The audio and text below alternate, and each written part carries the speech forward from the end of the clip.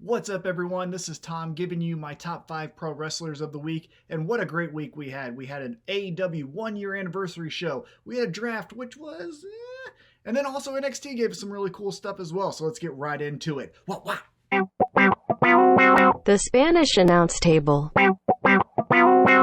First up, the twisted union between Alexa Bliss and Bray Wyatt. This storyline could be really cool. We have two really interesting personalities now joining together, looking to wreak havoc on all of WWE. I'm excited to see where they go. We could see these two taking over all of WWE, taking over both Raw and SmackDown, get really crazy, get really creative. I am a little positive and patient with the track record of WWE storytelling, but these two, I don't think you can miss with them. Joining together, this crazy, weird, twisted union, as I mentioned, I'm all for it. That's why they make my top 5.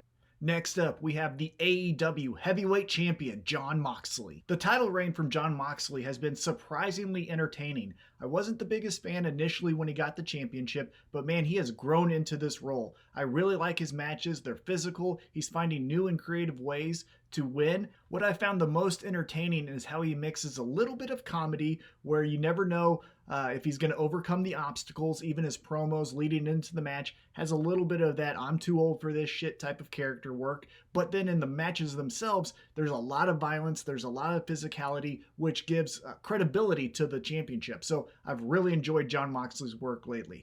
All right, as we keep on moving throughout this list, let's go to the third spot. It's going to be more of a legacy pick for me. I'm going with the group that now has been broken up. I'm going with The New Day.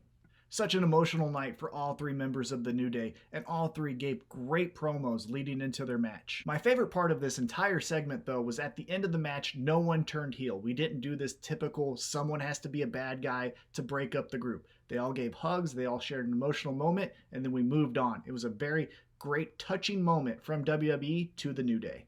Next in my top 5, probably the funniest wrestler from the week, I'm going with Drake Maverick. One of the best attributes of Drake Maverick is comedy promos, and he and Killian Dane are just killing it right now. In a time that NXT is going through some transition, they're really great stability for the show, and they're also giving really fun segments. Rounding out this top 5 is going to be the Universal Champion from SmackDown, Roman Reigns. The most interesting storyline in WWE right now is the heel champion, Roman Reigns. The reason why Roman Reigns made my top 5 is this heel work that he's doing right now. Everything makes sense and everything is subtle. Nothing is over the top. The trash talk during the matches, the backhanded compliments to the Usos, all of this amazing work where he shows up late to the match just to win and then gets out. This is the best Roman Reigns we've seen in WWE, and I'm really excited to see how we progress this character and what the relationship looks like between him and Paul Heyman. All right, guys, so that's it. That's my top 5. What'd you think? Let me know in the comments section below.